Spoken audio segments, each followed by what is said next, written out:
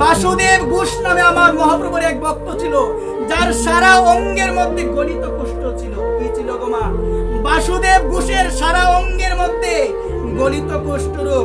ওই বাসুদেব ঘোষের অঙ্গ থেকে যখন গলিত কুষ্ঠরোগ, যখন একটা পোকা মাটির মধ্যে পড়তো, সে পোকাটাকে তার শরীরে আবার তুলে নিত। যদি পড়ে যায় মাটির মধ্যে, সেই পোকাটা যদি মারা যায়, ভক্ত কিরকম হয় গো মা?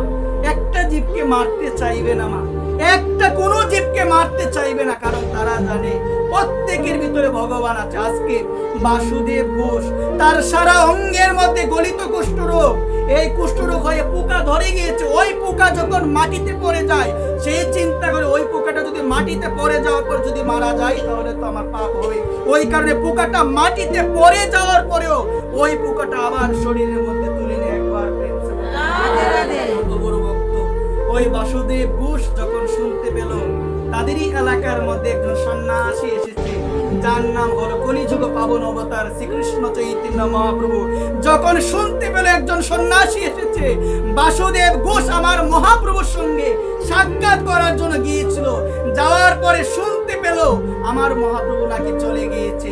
ওই কথা শোনার পরে মা দুইটা বাহু তুলে আজকে কাঁদছে। হা গো, হ্যাঁ কৃষ্ণ বলে আজকে কাঁদছে বাসুদেব ঘোষ, যে প্রভু তুমি এসেছিলে আমাদের এলাকার মধ্যে, কিন্তু আমাকে কৃপা না করে, আমাকে দর্শন না দিয়ে তুমি চলে গিয়েছো। যখন ক্রন্দন করছে আমার মহাপ্রভু কলিযুগ পাবন অবতার, ওই বাসুদেব ঘোষের সামনে আমার মহাপ্রভু প্রকটিত হয়ে তাকে আলিঙ্গন করেছিল। একবার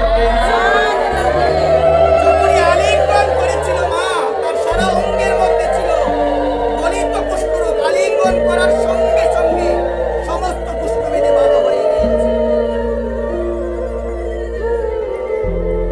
আজকে আমার মহাপ্রভু এই জায়গার মধ্যে তিনি কিন্তু শিক্ষা দেয় নাই, তার সারা অঙ্গের মধ্যে গলিত কুষ্ঠ ছিল, কিন্তু আমার মহাপ্রভু আমার প্রেমের ঠাকুর গৌর হরি তাকে আলিঙ্গন করেছে। মা জানো, আলিঙ্গন করার পরে পরে বাসুদেব ঘোষে এই কুষ্ঠ দূরে চলে গিয়েছে। তখন বলেছিল আমার প্রভুকে, প্রভু আমার দেহটা তো এখন অনেক সুন্দর হয়ে গিয়েছে, আমার দেহটা অনেক সুন্দর হয়ে গিয়েছে, এখন যদি আমার মধ্যে সৌন্দর্যের অহংকার চলে আসে, এখন যদি আমার মধ্যে সৌন্দর্যের অহংকার চলে আসে, তখন আমার মহাপ্রভু বলছে সর্বদা হরিনাম করো। মা আমার মহাপ্রভু কি বলতে? সর্বদা কার নাম করো? সর্বদা হরিনাম করো।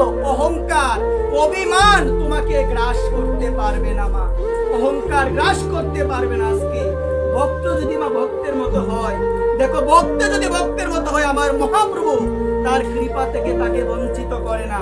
আজকে মা এই জায়গার মধ্যে ধরো মা, আমার হাতের মধ্যে একটু আঘাত রয়েছে, সেটা কাটা হতে পারে, বিভিন্ন কিছু হতে পারে, বা সেটা আপনি ঘৃণা করে আমি আলিঙ্গন করতে গেলেও আপনি অনেক সময় নাও করতে পারেন, অনেকেই করে না। আছে কিনা বলেন সবাই? আজকে আমার মহাপ্রভু আলিঙ্গন দিয়েছিল কাকে? ওই বাসুদেব ঘোষ, যার সারা অঙ্গের মধ্যে ছিল গলিত কুষ্ঠ। যখনই আলিঙ্গন করলো মা ভালো হয়ে গিয়েছে, তখন সে বলল আমার মধ্যে যদি সৌন্দর্যের অহংকার আসে, এখন তো আমি অনেক সৌন্দর্য হয়ে গিয়েছে, আমার মধ্যে অনেক সৌন্দর্য চলে এসেছে। তখন বলেছিল সর্বদা কার নাম করো? সর্বদা ভগবানের নাম করো, অহংকার তোমাকে কখনো গ্রাস করতে পারবে না। একবার গ্রাস করতে